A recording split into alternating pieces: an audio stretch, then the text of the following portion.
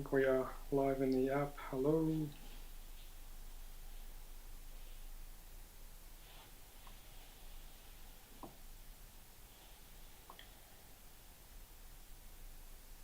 Okay. I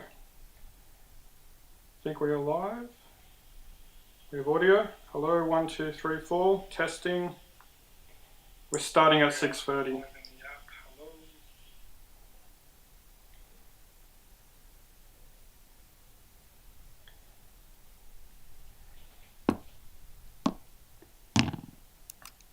Okay, I think we are ready. All right, I'm going to start letting people in, everyone. So, admit all.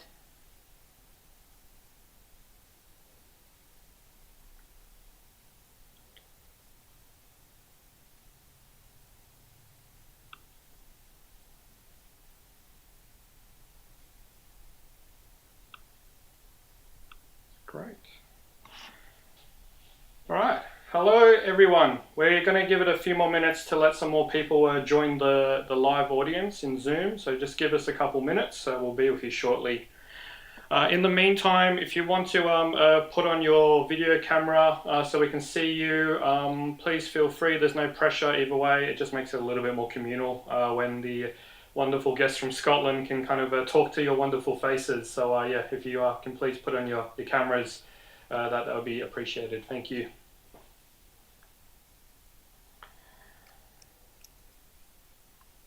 So we've got a couple more minutes to let everyone in. Hopefully everyone's had a wonderful evening. Hopefully your tasting kits have arrived as well, so you started pouring some drams. We've got into a bit of the Glenglasser tonight as well, so looking forward to that.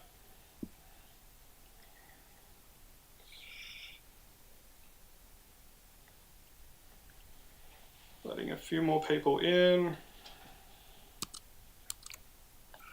My camera was going absolutely spastic.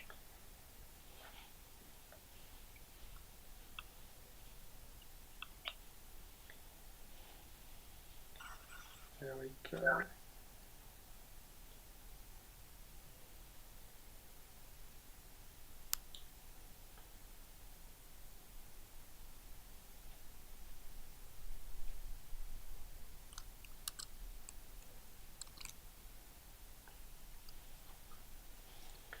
A few more people.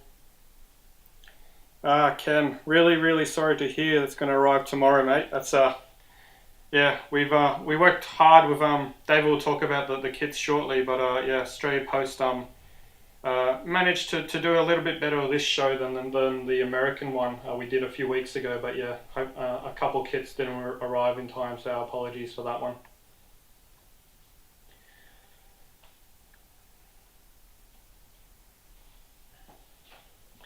Just letting a few more people in, and then we will begin.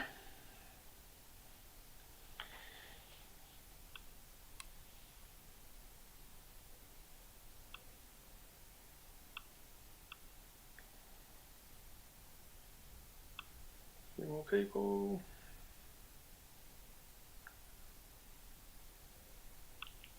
Got Larry joining.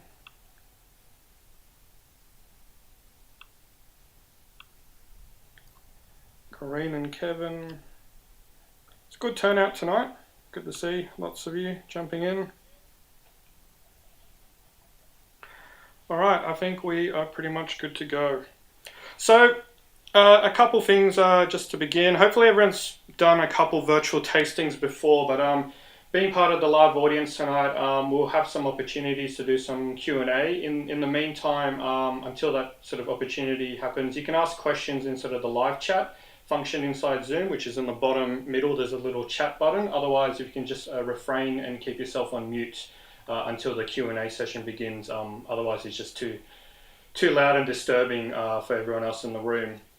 Otherwise, yeah, I think that's it in terms of participants. We're starting right 6:30 on the dot. My name is Oliver Maruda. Welcome. I'm from the Whisky List. We've partnered with the Whisky Show here, and David on my right to take you through some wonderful whiskies tonight. So for those who don't know, the Whisky Show have been around for, this is their 9th year, and they have been traditionally doing it at Sydney, Melbourne, Adelaide, etc. And then you go to these whiskey shows, and the Sydney one's normally done on World Whiskey Day, a couple of weeks back. But with COVID and the virus this year, with lockdown and everything, we've had to very quickly go virtual. And so David and his wonderful team here sort of came to us and go, hey guys, if you know digital, we know the show, we know the bottles, can we work together and turn this into a virtual whiskey show? And we put our heads together, and we've come out with a fantastic result. This is the second one we've done in about a month. We did the American style with some Canadians and Aussie ryes as well, bourbons, etc. a few weeks back, and now we're talking about single malts tonight. So in terms of just some housekeeping, there'll be some Q&A in terms of the Zoom, just letting a couple more people in. Otherwise, use the live chat to ask questions with our wonderful team, special guests from Scotland. But I'm going to hand over to David Ligoff now to kind of walk us through the show tonight and what we're kind of to expect and how it works, and then we'll hand over to the Glenglassaugh guys to talk about their wonderful barrel shortly afterwards. So, David, up to you. Thanks, Oliver, and welcome everybody to Whisky Show HQ. As Oliver said, that we traditionally own World Whiskey Day. We delayed the launch by a few days just to make sure that most people have got their kits. Australia Post have improved slightly, unfortunately, and apologies to those who are still waiting for theirs, but this broadcast plus all the other videos that are available will be recorded, so you can watch it and go through your kits at your leisure. So in the last few weeks, we've got together and put out 42 different whiskies across 27 brands, 410 people. Initially there were 350, which sold out within 10 hours, managed to open up for another 60 people, and that's 17,000 little sample bottles that we had to full pack process and get out to you as quickly as we can. We learned a few lessons from our American style show, and thanks for those of you who provided feedback and input, and we will take those on board, and as we evolve these kind of shows and events, we will be having more in the next few months. We'll introduce those in time, but now we're talking about the single malt show. And those of you, if you got your packs, or even if you haven't, I'd just like to point out some highlights in addition to the fantastic Glenglassaugh single cask, the 10-year-old. Those of you who were sharp enough to spot the Ardbeg Black, that is not the committee release. This is the version, the standard release, and there's one of the boxes that will only be released in Australia and I think around the world on Ardbeg Day on the 30th of May. So you guys, and there's one of them, are pretty much the first guys in the world to commercially be able to sample the Ardbeg Black before it's released on Ardbeg Day. Another kind of grouping or feature is the Benriach pairing of peat versus no peat. You've got the 10-year-old and the 10-year-old Curiositas, similar, same distillery, similar distillate, one peated, one not peated. You have the peated cask strength versus the cask strength in the Benriach brand. So those two, we suggest that you taste together. Another interesting one is the Firkin independent bottling of the Royal Brackler in a Madeira cask. Iniquity Batch 18 out of Adelaide, their latest release. Really an interesting one, and really hits the spot in terms of the Iniquity style. Also, the New Zealand Whisky Collection Omaruvian 18-year-old, which was the Whisky Show bottling for 2019. We still have just a few bottles left of that. We thought we'd roll it out as well for those who didn't get an opportunity to come to the shows last year and to try them. Other than that, there's quite a few really excellent good value whiskies. The Airstone 10 years old, the Sea Cask and the Land Cask, the Glen Grant Oberolis, a new release from them, and the Tamnavulin as well, the double cask.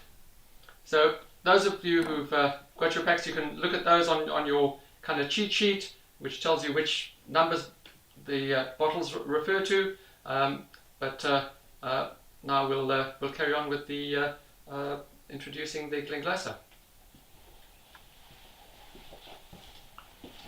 Thank you, David. So we've got a short video to play from Glenglassaugh, and then we'll hand over to the team in Scotland. So I'm just going to wait for David to I've given him presenter mode so he can share that video in a second. So give us a minute.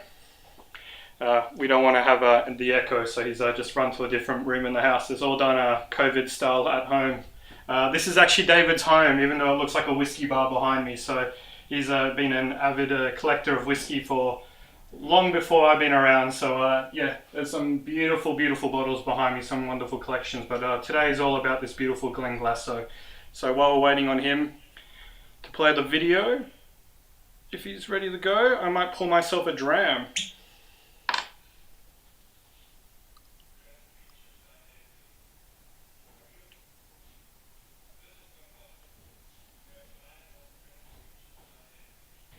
Can everyone hear that?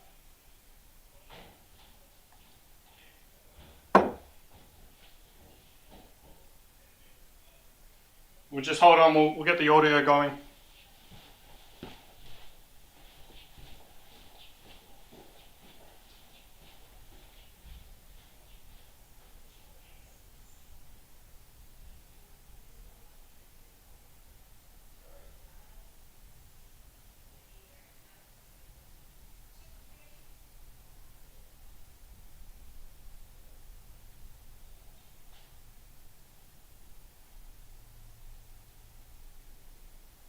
This is Glenglassaugh, perched high above the crescent beach of Sandend Bay, a reawakened distillery producing a luscious coastal malt, shaped by the land and by the sea. Rachel, do you think it's possible to separate Glenglassaugh the whisky from Glenglassaugh the place? Well, Glenglassaugh is a complete distillation of its natural surroundings, so I think it's impossible to separate the whisky from the place. Its whole essence is influenced by both the visible and the invisible influences of the land, the sea, the air, and the spring water. So compared to other saltier coastal spirits, on the land also creates a herbal and floral notes that then harmonise with the sea air, and this delivers a malt that's uniquely lush, sweet and coastal. And how would you describe the actual flavour of Glenglassaugh to somebody who's never tried it before? It's almost like sea salted caramel that just flowing over tropical fruits. Glenglassaugh has a particularly luscious mouthfeel that you will find in Glenglassaugh Revival, Evolution and Torfa, and really comes into its own with our older expressions as well, such as the 30-year-old and the 40-year-old.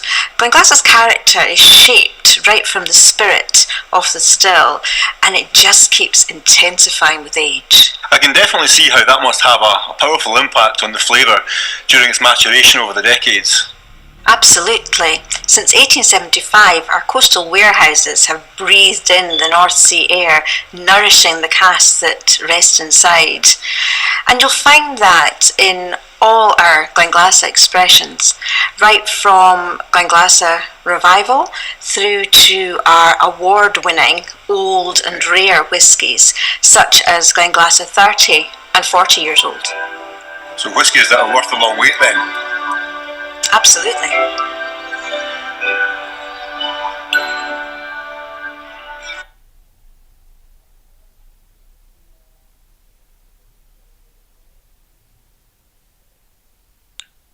Hopefully the audio just worked. I'm just going to let a few more people in.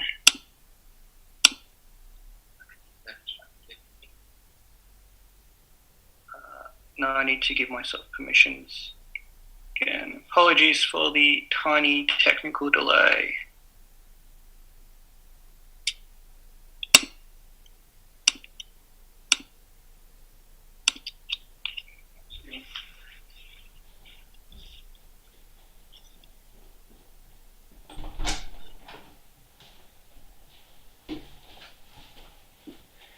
All right, I'm back. Hopefully everyone can hear me. Thumbs up if that's the case.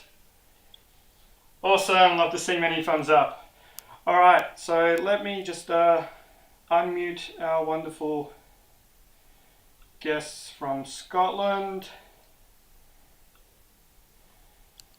All right, Douglas, Brendan, and Alan. Can we just do a quick mic check? Brendan? Hello, hello. Cool. Alan, you there? I hope so. Cool. And then Douglas, you there?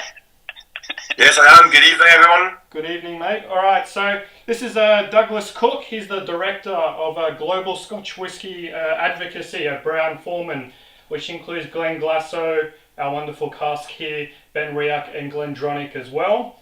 But I'm going to hand over to Douglas now, where he's going to introduce our other two esteemed guests. They're all live from Scotland right now, so I appreciate them getting up early in the morning to have a chat with us. Over to you, Douglas. Thank you very much, Oliver, and good evening, one and all. Thank you, everybody, for joining us this evening for the Whisky Show and to experience this live tasting of a very special, unique cask from Sandend Bay. First and foremost, I'd like to introduce my special guests. Mr.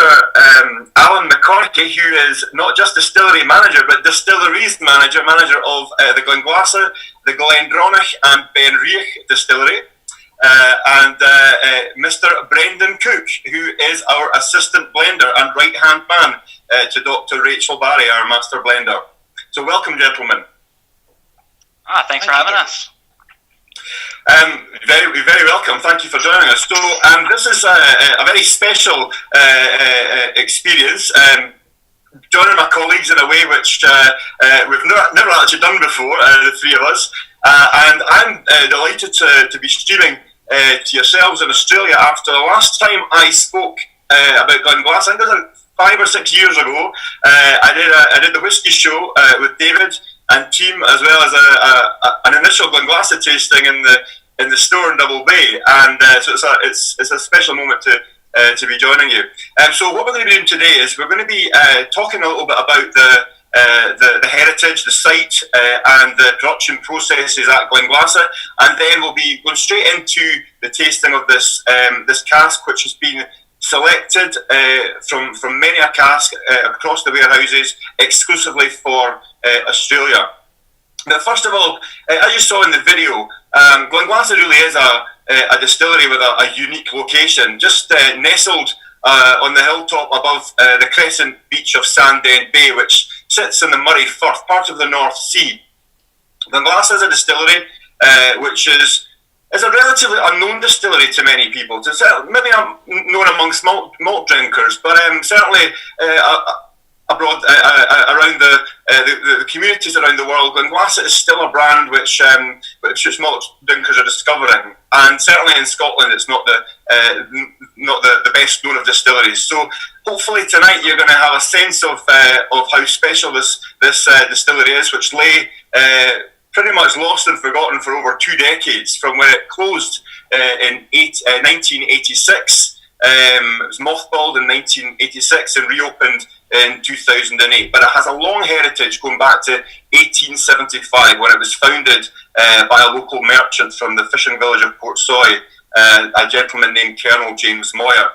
But back to today, Alan, I recall when we acquired the distillery back in 2013 now, you were intrinsic in bringing this distillery really back up to speed and helping and rebuilding the Glenglassaugh brand as a small team, which now is part of Brown Forman. We're bringing to far more consumers around the world. Tell me a little bit about your experience as you first walked into Glenglassaugh Distillery.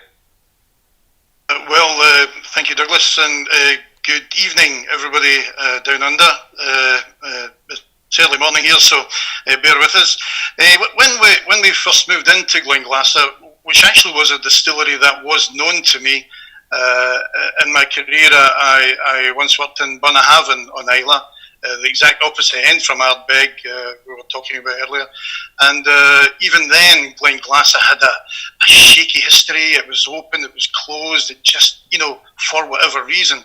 So when we took over in 2013, I really was delighted to get my hands on the place.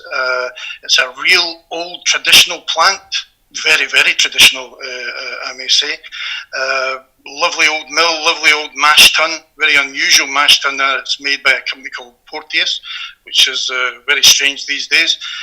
Onto the fermentation side and through to the distillation side, really old-fashioned, and somebody like me of my generation loves that sort of thing. So we were able to up production immediately. get towards the 1 million litres of alcohol that Glenglassaugh is capable of making. We inherited a really good team at Glenglassaugh, most of whom are still in place, and we've been moving on since. One thing about whisky distilleries and the process is you don't want to mess very much. You have a spirit, and although Douglas is right, Glenglassaugh closed in 1986, reopened 2008-9. The whisky is fantastic. The spirit, the new make spirit, which Brendan can speak to, the mature spirit, absolutely wonderful. So we don't want to mess with that spirit. Maybe just want to improve some of the processes that we use. So we've been working since 2013 to date, and intend to proceed as was. We won't change much, but we want to keep that lovely spirit being produced. And the thing about Glenglassaugh is that, I mean, obviously, so much goes into the making of whisky in terms of, for example, the water and the processes, but really it's the location which influences a lot of Glengassaugh's character. I mean, if you consider on the mainland of Scotland, there are some distilleries which are dotted around the coastal area, but right above a beach, with that exposure to the North Sea is something which makes Glenglassaugh pretty unique. And you spend a bit of time at Glenglassaugh, so tell us about your daily kind of, I suppose your itinerary. You start in the morning, you go over to Glendronach, and then is it over to Glenglassaugh around about lunchtime? Yeah, let me just tell everyone in Australia that the beach at Sandend is not the same as the beach in Sydney. It is the North Sea, and it is really cold. But it is truly spectacular, and it's something I really do enjoy visiting on a very regular basis. As Douglas says, my day will start at Glendronach, over to Glenglassaugh, and then round to Benriach, which is near my home. At Glenglassaugh, we're constantly, it sounds really boring, we're constantly looking at ways of making sure the whisky tastes the same. There's certain things we have control of, but many things we don't, and one is the position of Glenglassaugh. Anybody who's unfortunate enough to come and visit me and have a tour at the distilleries, and trust me, when I'm talking about whisky, I can bore for Scotland. I really am good at that. But one thing I do believe is the importance of the casks that the whisky is stored in, or the spirit is stored in, and also the position of those warehouses. A wee bit unusual that we store all our Glenglassaugh on site. So all these casks are right next door to the sea, as you've seen in Douglas's video. And one of the things I do bore people with is the angel share, and the fact that the casks breathe out means that they must breathe in. So you also heard Rachel talking about the position and the influence the sea and the surroundings has on the whisky, and there's absolutely no getting away from it. The North Sea and all its lovely salty, fresh, very fresh character has an impact on our finished spirit.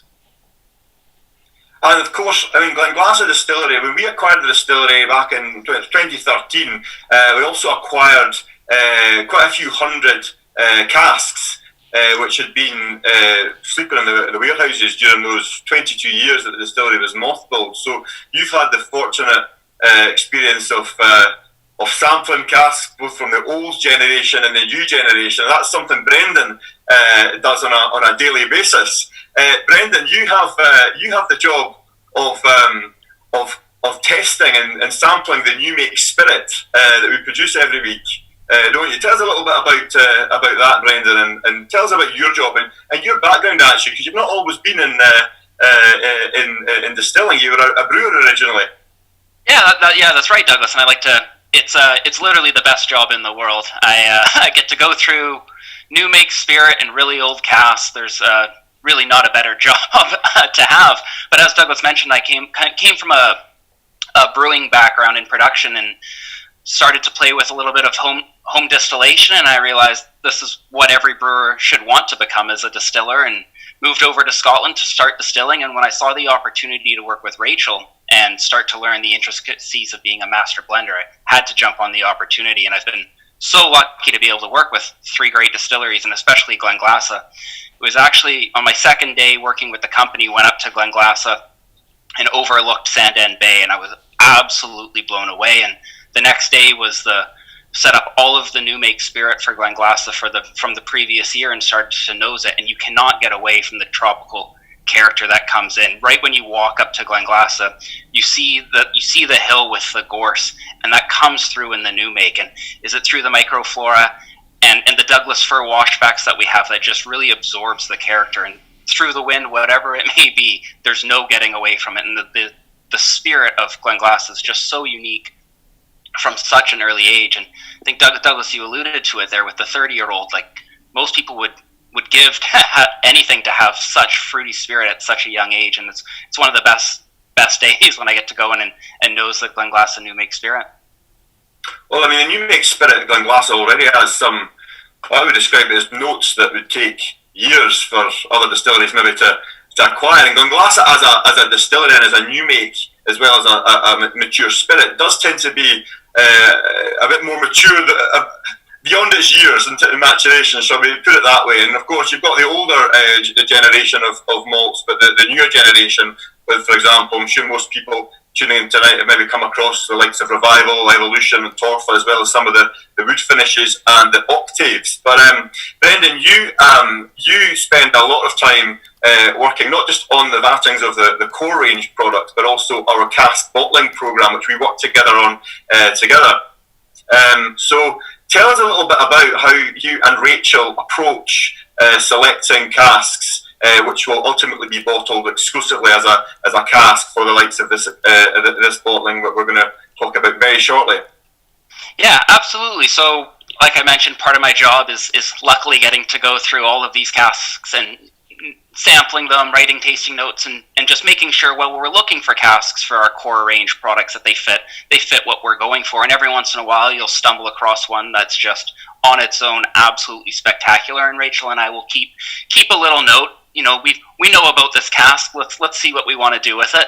And then through the year, working with your team, Douglas, and we'll select a few casks, and we'll sample up to 300 casks to narrow it down, whittle it down, and find which ones we want to release to the public for single casks. And what we're looking for is something that is unique to the distillery, but also really shines through the distillery character. And I think when we get into tasting this one, we'll see it's everything that we talk about Glenglassa, as well as a very good cask it's come from, and it marries together. So we're just looking for something that is, to its core, a great representation of the spirit, but also something a little unique that you might not find anywhere else. And I think the cask that we're sampling today definitely fits that bill.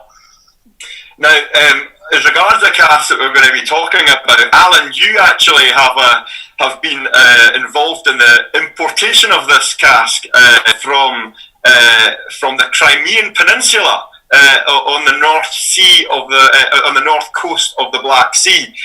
Now, for those of you who are tuning in tonight, you may never have heard of a winery. It's not that well known, I have to say, outside Russia and Eastern Europe, but there's a winery called the Massandra Winery, built back in the 1800s, and specialising in fortified wines.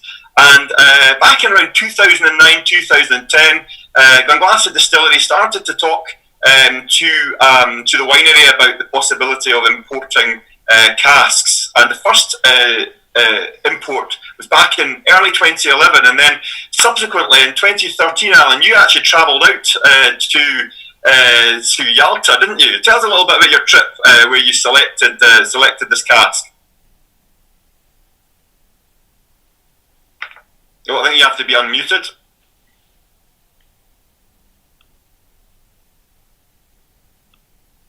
Okay. That was an interesting journey from Scotland. It was three separate flights and a 3-hour car journey to Yalta on the Crimean Peninsula to visit Massandra. When I got there, I really enjoyed it. It was quite a journey, and a good job I was carrying some whiskey with me. The winery itself, absolutely spectacular, right on the the Black Sea on the coast and the mountains behind, protecting it from the worst of the weather.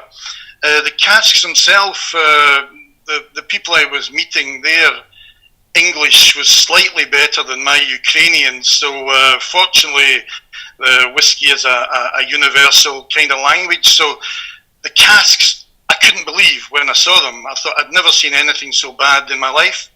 It looked as if someone had been rolling them up and down one of the mountains at the back of the winery. But when we opened them, the nose, the character was absolutely spectacular. I was actually tasked with buying about 25% Aleatico, port, wine, etc. And I ended up coming back with 55% Aleatico. I was so impressed by the casks. Lovely, sweet, spicy, earthy nose from the empty casks. And it really has imparted itself, all the characters from that cask, into the Glenglasser that you're hopefully trying just now. The one thing I couldn't plan for was the colour. And I tend not to talk about the colour of whiskey. I'm more interested in the flavour. But the fantastic copper gold colour that has become part of the brand is just a big add-on. A very interesting trip. I don't know if you're able to go back again. There's now a different regime in charge, but it was interesting. The casks themselves, internally, absolutely fantastic. Couldn't be happier with them. And for those of you, thanks Alan, for those of you that are maybe unfamiliar with Aleatico, it's a grape type which it's believed to originate from Italy. Certainly Aleatico wines are produced in Italy, and the grape type was imported to the Crimea region in the 1800s. It was brought to the Crimea in the 1800s, and it's a very dark, almost black type of grape. And the wine itself, certainly as a fortified wine, is somewhat similar to like a Moscatel or a Muscat type wine. So that leads me on to actually now talk about the details of this cask. Now this cask, I have to say, is special for a number of reasons. This is actually one of the first in a series of age statement casks, so 10-year-old casks that we are releasing around the world. And this is the first cask which has been bottled exclusively for Australia. So we're very excited to see Glenglasser really coming of age. 10-year-old whiskies now coming out of the distillery. And this whiskey itself is, so the cask, the whiskey was matured in bourbon barrel, and then it was re-racked. When you imported the casks from Massandra, the whiskey was then filled into this final cask, which is cask number 2213. So this is a December distillate from 2009, the 10th of December 2009. So that just shares a birthday with myself. And it's been matured for 10 years, bottled on the 16th of December 2019 at 54.3% alcohol. And it yielded a total of 441 bottles. So let's dip our noses into this whiskey. I've already spoken a bit about the lovely copper colour that's come from the combination of originally bourbon and then ultimately Aleatico. So it's been a very long, double maturation. Beautiful copper colour. Glenglasser is a lovely, full-bodied, somewhat robust Highland coastal malt. You can really see that on the legs. And if you just dip your nose in,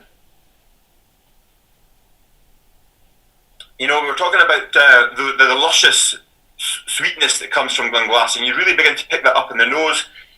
But of course, with the Aleatico, you're getting one of those, I would describe as kind of strawberry jam, kind of those berry notes coming through.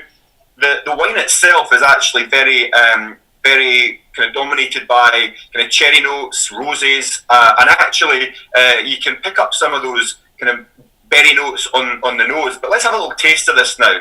Brendan, you are our expert assistant blender. You spend all your time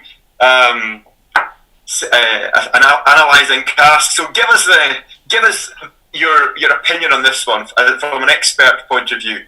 Well, absolutely, Douglas, and I think you hit the nail on the head there. It's just first on the nose before I get into it. It's just that strawberry jam, that real preserve. It's so thick with a hint of chocolate, and then if you look closely, you can still sense the sea. There's a little tiny bit of salt there, which I actually think fits well into that confectioner's jam. And then if we dip in,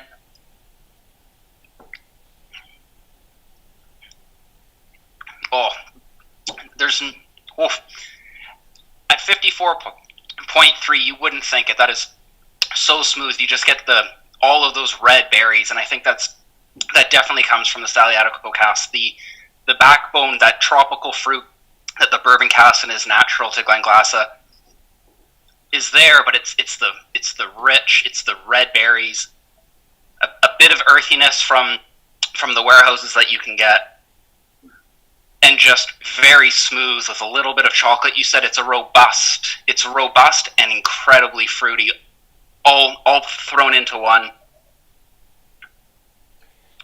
Oh. Brendan. Now this is it's natural colouring. It's non-chill filtered, so this is as natural as we can possibly make this whiskey, except filtering out any sediment from the cask. So Brendan, But it's done. we've got a question from the audience. I don't know if you saw it in the chat, but David asks, just for everyone at home, what do you think influences the fruitiness of the new make the most? Is it the yeast selection, or is there something else? That's a great question, and I think one thing to think about it is so many distillers in Scotland can have the access to the same barley, the same yeast. Our water's different, but at Glenglassaugh, it's truly our still shape, just how we have to heat the stills. It's slow, and then we've got the influence, and I really believe it happens in our fermentation when you start to look at our washbacks and you see just where we are and how the wind can flow through our distillery. And I really think it's a combination of our distillation speed and our fermentation profile, and you see that right off the start. And I think that kind of ticks it off, is that right as soon as this is coming off the still, you get that nice fruity character. And I think when you marry that in with these wine casks, it just creates an incredible mouthfeel, and it's one of my favorite cask types anyway for Glenglassaugh to be in, is these nice red wines.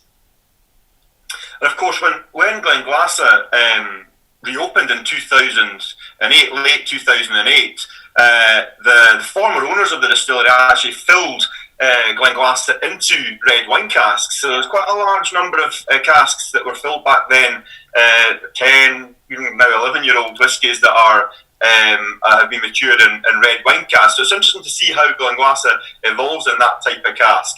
Tell us a little bit about the types of casks you've tried over the years, Brendan, at Glenglassaugh. And Alan, I know you've had experience in looking after these casks in the different types of warehouses, so we'll come to you just in a second. But Brendan, tell us about the different types of casks you've tried, bearing in mind that our cask programme does have quite a number of casks to select from. So give us some of your impressions.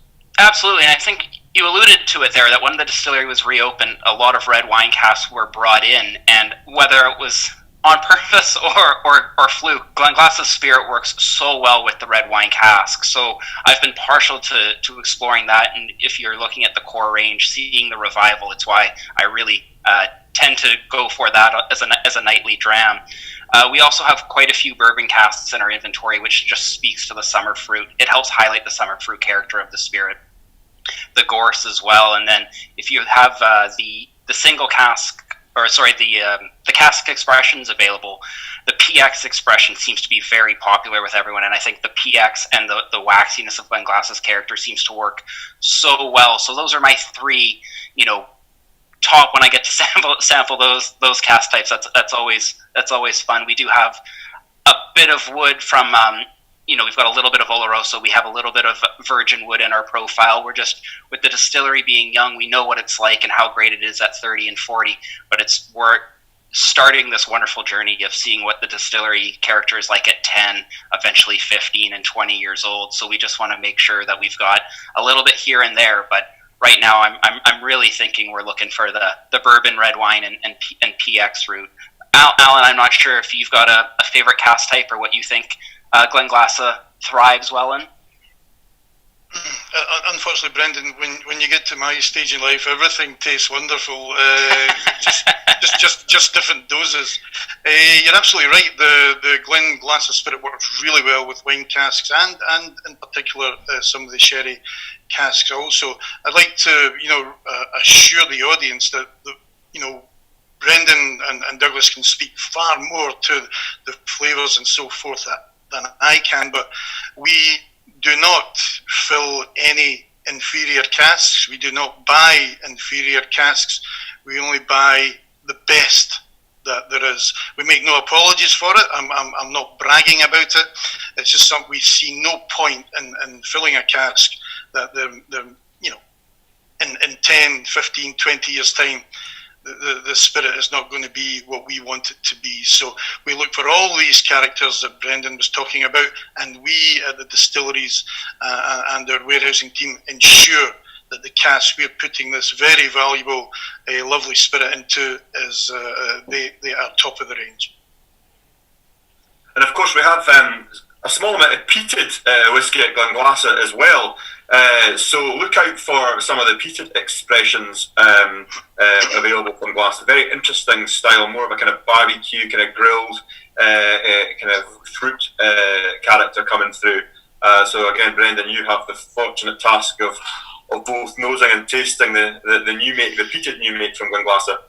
Yeah, the peated new make blew me away. Just the amount, the body that Glenglasser has naturally, and as we mentioned, like just the coastal influence comes through on that new make, and it's nothing like you would expect to come from this distillery. And I think it shows in the awards. It performs very well, and it's not a fluke. The spirit itself is incredible, and then just the perfect combination of casks to bring out a very, very robust peaty spirit that is quite frankly unmatched. I see some of the new make there. Incredible. And we have going back to the I always call the old generation, so the old and rare whiskies from Glenglasser. Alan, you've been looking after those. You and your team have been looking after those casks since we acquired the distillery back in 2013. Tell us a little bit about the vintages that we have in the warehouse and where they are actually, in which warehouse, because you know where they're all stored and buried away. Yeah, thanks, Douglas. Our older, rarer whiskies, we treat all our casks well, but our older, rarer whiskies we store only in our dunnage, our traditional dunnage warehouses. We feel that suits them best. They tend to be larger casks, so we like to be able to access them for ease of access to sample and nose and so forth. We've got all years going back to crikey, you know better than me, Douglas. I think it's 1963. I have a very good friend in a cask from 1967, which is actually my favourite. But all through the 70s also, and the spirits.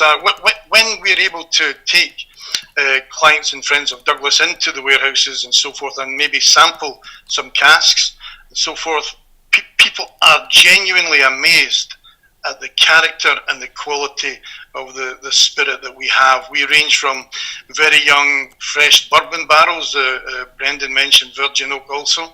So very clear, crisp, straw-coloured whiskies with a very sharp, fresh, fruity nose, all the way through to the whiskies maturing in Pedro Jimenez and Oloroso casks, and these Massandra casks as well, and they really are an added bonus. We have different ages in these casks, and we have this cask that you're looking at just now. You know, you think of this whiskey in 20 years' time. I mean, it will be absolutely glorious. So when you're making whiskey, unfortunately, you can't just turn on the tap, and you have to wait. But this is what we're looking at. These casks are kept in a wonderful location, traditional dunnage warehouse, earth floor, low roof, aids a nice consistent maturation. The temperature at Glenglasser, you don't go with your shorts on. It's always cool. The maturation is really constant all the way through the year. Sounds very boring, but when you come from Australia to visit, COVID-19 allowing, we'll make sure you have a lovely time. And you will see where these flavours come from. Looking back at the older whiskies, the oldest is from 1963. We still have a number of casks from 1963 vintage, and the youngest of the older expressions that we still have at the distillery date, if I'm not mistaken, Brendan, back to 1978. Correct. Yeah. And it's an incredible range, and as Alan was, when you look through that old range from 1963, some good stocks at 73 and up to 78, it's an incredible range that we have. And as Alan said, these casks are so unique, and when you pair that with truly an unmatched spirit character, I always say that if you like Glenglassaugh and you can't find Glenglassaugh, you're kind of out of luck. There is nothing else like Glenglassaugh, and with these casks, as it's been mentioned, probably can't get them again, or not for quite some time, with some regime changes, as it was stated. So I think it is a very unique spirit with an incredible portfolio, when we start looking into the older expressions. And if you're lucky enough to try them and get your hands on them, I highly suggest it. And of course, back to this. Thanks, Brendan. Back to this cask. So this is the first 10 years old cask which we're releasing in Australia. Yeah. So it's been a long time coming. I remember when we first acquired Glenglassaugh Distillery, and we looking at the whiskies, just seeing how it's evolved over the years.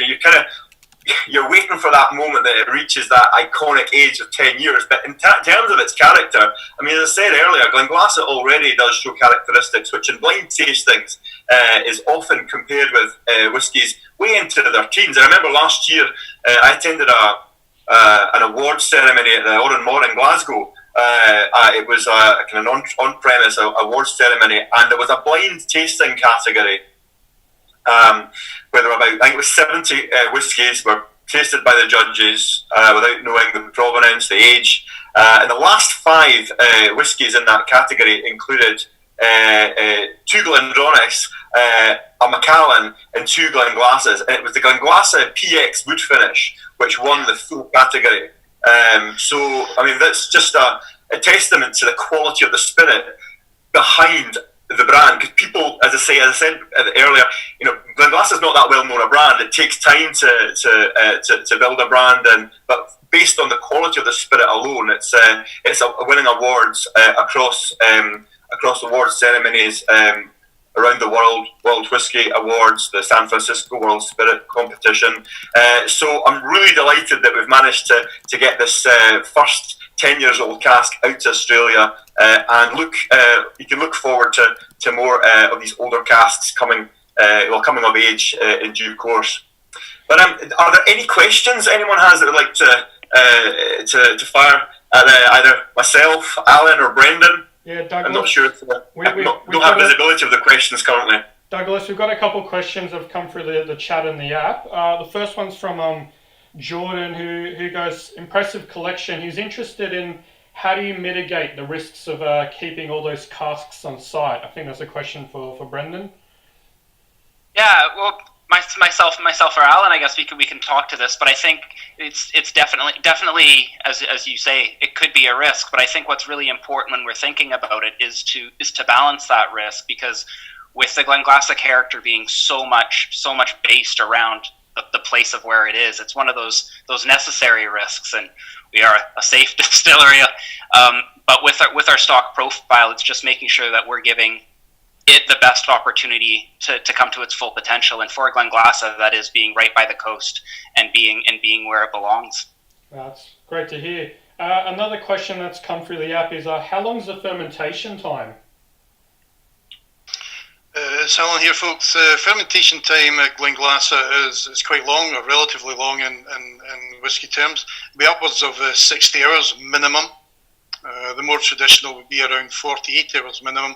We like a longer fermentation. It can go on a wee bit longer than that as well. Brendan can maybe speak to the flavour impact of that. For me, in the distillery, the longer the fermentation, the less of the yeast that are live at the end, makes for a much smoother, easier distillation. And Brendan's already alluded to the importance of that. So from a production point of view, 60 hours upwards, easier distillation, and Brendan can maybe advise on the flavour impact. Absolutely, and as Alan said, it's the longer fermentation gives us essentially more opportunity for all of that microflora to have its impact. And so if we were to go too quick of a fermentation, it just wouldn't give us that same character, that robust character that we're looking for. And so it's one of these things where taking our time, and when you get the chance to go to Glenglassaugh, you'll see so much of it is still done by hand, and it's these slow process that just allow the environment to really take impact, and you get the character of the distillery through these long fermentation times. I actually wanted to ask myself, has operations been paused or hampered because of the virus, or are you guys just putting in practices of distancing and operating still under the premise? How's that working? It's Alan again. Well, it's hampered 100%. Glenglassaugh at this moment in time is closed. We don't have enough people to manage the process at the 3 sites, so we're relatively full production at Glendronach, half production, if you like, at Benriach, and Glenglassaugh at this moment is paused, as we say, but we're looking to reopen within the next couple of weeks. Oh, it's fantastic to hear, and yeah, it's affected the entire industry globally, not just you guys. So yeah, hopefully we can all bounce back really quickly. David Jacobs, a different David, asks any single cask releases upcoming that we can be looking forward to. I can answer that. Well, yes, we are actually working on a collection of casks which we will be releasing globally. So there will be a cask which has been selected for Australia as well as New Zealand, and in some cases will also be heading back to where Brendan originally comes from, which is Canada. Yeah, and that will be, we've selected a Madeira cask. If I'm not mistaken, it's an 11-year-old Madeira cask. So that's something to look forward to later in the year. And that's part of a collection which we will be releasing globally as our coastal cask collection. I love Benriach launched a couple good Madeira casks, so I've always had big thumbs up when you guys do one for Glenglassaugh as well. So it's not been bottled yet, so we're still a work in progress, but it's certainly been earmarked for your good selves. That's good to hear. I've got another question that's come in the app. How much is this Glenglassaugh that's exclusive for the Whisky Show? It's a good question. It's $144.99. So you can jump onto the Whisky List app, browse all the whiskies, watch videos about all the 42 different samples, rate your favorite, but then you can also buy the bottle directly in the app. So yeah, I think we've sold over a quarter over in the last sort of 2 days. So it's flying off the shelves. If you've tried your sample, for those who've got their kits already and you're interested in it, like the team said, there's only 441 bottles in the world. They're all here in Australia. Once they're gone, they're gone. So if you're thinking about it, jump on the app and make that purchase. Another question that's just come in is Seamus asks, is that windmill still for sale? He's putting savings aside. Well, I mean, if you know of anybody who'd like to demolish it, I would be over the moon. I think it is still for sale, and funnily enough, no one seems too interested in buying it at the moment. So it's still there. Fantastic. Another question that's just come in is, how do you your wood program, is it unique per distillery? Is it across the 3 distilleries under your control, Alan? How do you kind of manage the wood, the cooperage, planning for the future? How's that come together? Got a really good warehouse manager, a guy called Ewan George, who I hate to tell you is even grumpier than me, but he does a fantastic job in ensuring that all new make spirit that Brendan's interested in has the correct cask to go into. So whether we're filling to fresh Jack Daniel's casks from the States, or direct into the Pedro Jimenez or Oloroso casks that we import direct from Spain, no third party, we select these casks and bring them in. as well as the one-offs, or the unusual ones, the Massandra casts and so forth. So that's Ewan's job, to make sure that everything runs to plan, so he can go and work with Brendan and Rachel on sampling these casks, how we choose these casks, what we fill into these casks. So we have a seamless operation, and it's working very well at the moment. And just building on what Alan was saying, Ewan, Rachel, and myself, we work very closely to ensure that each distillery's wood program is unique to that distillery. What works for one distillery isn't necessarily going to work for the next one. So though we do have, similar cask types across the three, each distillery is its own entity, and we want to make sure that we're selecting casks that celebrate the distillery style and the distillery spirit, not just the cask type. Another question that's come in, guys. Brendan, for you, as an ex-brewer, if you could compare Glenglassaug's brew to a style of beer, which would it be? Oh, that's a great question. Like a Belgian farmhouse, like a nice saison, just because it's unique. You've got a lot going on. There's a little bit here, a little bit there. I'm thinking like an old style farm saison, open top, lots happening, lots getting into it. That's definitely the route I would go. That's a great question. That's a good answer. I want to try that beer now. Another question that's come in for the app is it's a question to each one of you. From your three distilleries, what's your favourite sort of whiskey that you enjoy drinking? Past, present, future? Well, it's Alan here. My favourite one at the moment is a single cask Glenglassa that's only available in Australia.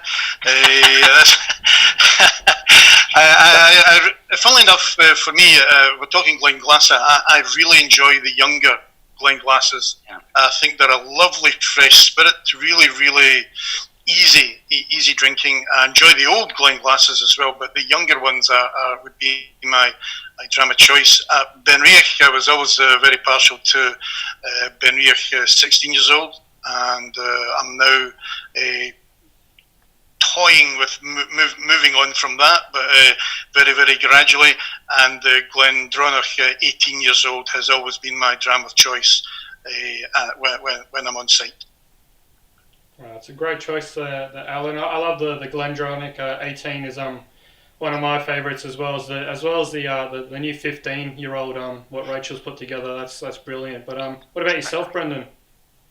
Well, I'm going to give you an answer you probably won't like, but it really just depends on the day. It's especially what I have in my hand is usually what I like most. But as Alan alluded to, and I mentioned earlier, Glenglassa Revival, just there's something about it that I keep coming back to, and so that's one that I always have on the shelf at home.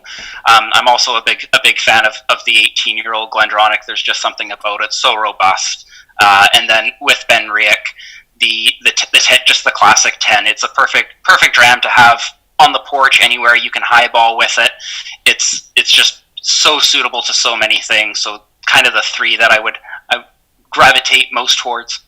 The Benriach 10 is a favourite here. We see so many move in Australia. It's and the peated as well. They're both wonderful drams. But Douglas, how about yourself, mate?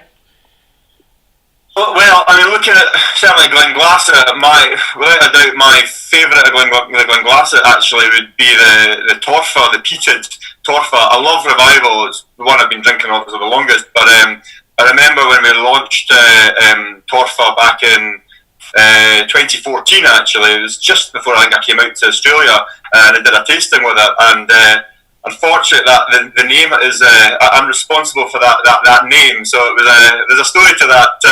It's a long story, but anyway, it means the peat in Old Norse, and I love peated whiskies, and probably Torfa, and particularly now that we use both bourbon and sherry casks. I've actually got one here, which is not Torfa, but it's one that I have demolished. I don't know if you're all familiar with this one here. It's the Glenglassa Octaves. These are small casks which were filled when the distillery was reopened. We're now on to the last and final batch of that, batch 2. But look out for them. We have the classic and we have the peated. They look slightly different, but yeah, so if I'm not on Torfa, I'm going to be cracking this one open at some point. But yeah, I think towards peated whiskies. I love the Benriach 10 years old smoky Curiositas. That would be my kind of everyday drinking dram. And from Glendronach, actually, I tend to just gravitate towards the 12 years old original. I really just love that kind of entry into the sherried style. So yeah, I'm quite. I generally prefer younger whiskies than older whiskies. My personal taste.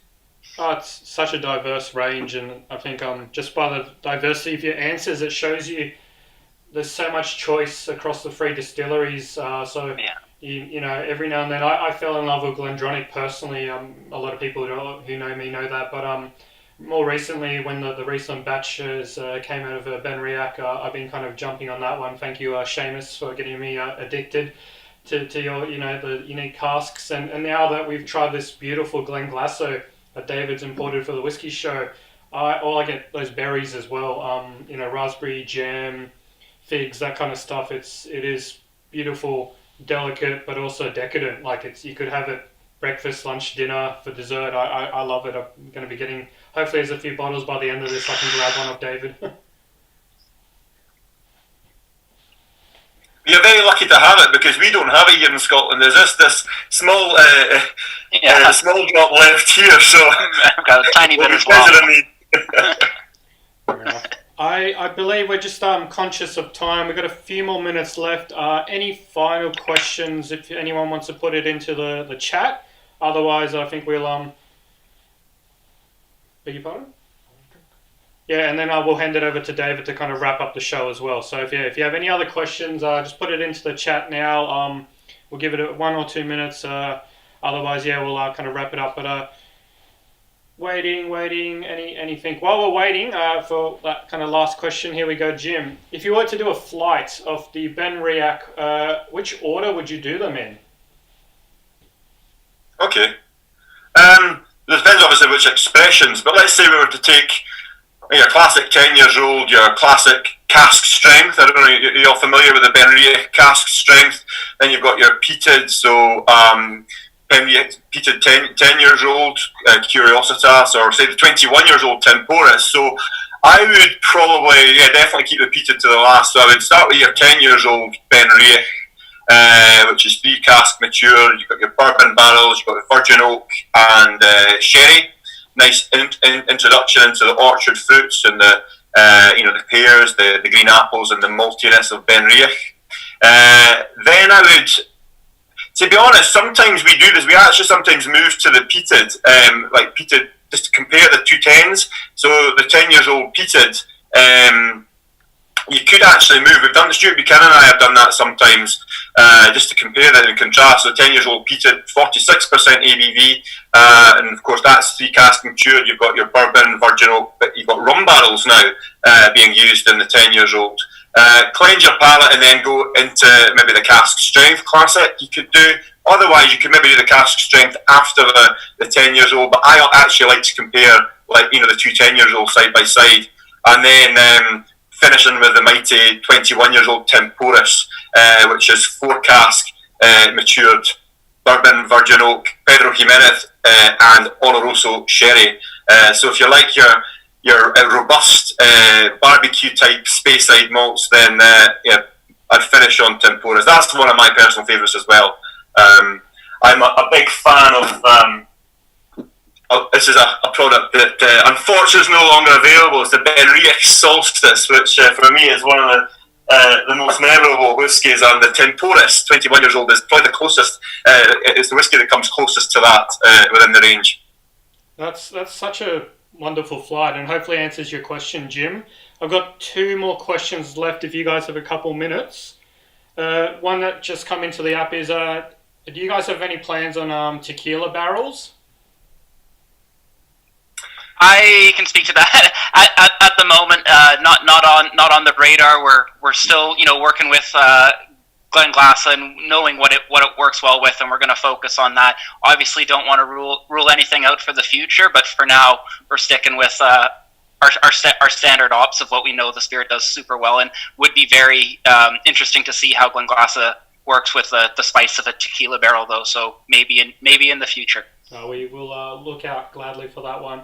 And the very last question that just come in is, how many old incarnations of Glenglassaugh barrels are there left? I think, as Douglas mentioned, when we purchased the distillery originally, there was around 400 to 500. We're definitely dwindling down now, and as maturation takes its case, the barrels themselves the angels are helping themselves. We've got a few enough to maintain our 30 and our 40-year-old. We're looking to release a 50-year-old, and then, as Douglas mentioned, hopefully be able to sell some as single casks in the future. That's amazing. All right, guys, I think that's it in terms of the questions. Alan, Brendan, Douglas, thank you so much for your time. It's been an absolute pleasure I know it's been your morning, but our evening here in Sydney and around Australia as well. I'm just going to hand over to David to say a couple sort of finishing words for the show, but from my side, thank you so much for being a part of it. We'll see you at the next show, and don't forget to rate your favourite whiskies in the Whisky List app. All that information helps the brands.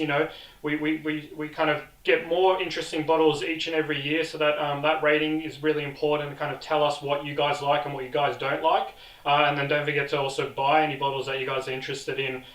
It's a 2-week period, those prices in the app sort of available for you. So jump on there. Once those bottles are sold out, they're sold out. So over to you, David. Thanks again. Thank you, Oliver. Perfect. Thank you, Oliver. Thanks, guys. That's fantastic, and we're really privileged to have access to this cast to get a jump on the rest of the world in Australia. Not rubbing it in or anything, but thanks, guys. And as Oliver mentioned, we developed the Whisky Show app with the Whisky List guys last year for our shows, and that's really allowed us the functionality to create these virtual shows, which is more than just a virtual tasting. It's a whole replication of the show experience with the embedded videos. With the purchasing and with the information that you get just by clicking through the Whisky List app. So that's really allowed us to do these virtual events. People have asked us, when we do eventually get back to normalcy and we can have proper shows, will we carry on with the virtual events? Absolutely. There's been a huge demand for them, especially in the other way areas, guys that can't get to the shows. We see them coexisting with the shows. It's like, yes, I'll watch a music video, but I still want to go to a live concert. The two can coexist hand in hand. Some eagle-eyed people have picked up on the bottles of our Glenglassaugh 10-year-old. It says 1 of 3. Now, what does that mean? Well, there are 3 Scottish distilleries in the Brown-Forman stable. Glenglassaugh is just one of them. Look out for numbers 2 and 3 in 2021 and 2022. I'm not going to say any more than that. We'll be working with the guys in Scotland and in Australia. But that's something that we're really excited about as a program of bottles. So you got to get them all. You got to get number 1 before you can get number 2 and 3. So we look forward to that. But thanks everybody for supporting our virtual shows and enjoy your drams and Slanjava. Thank you, everyone. Have a wonderful night, and we'll see you at the next one. Thank you, everybody. Cheers, guys. Enjoy. Slanjava.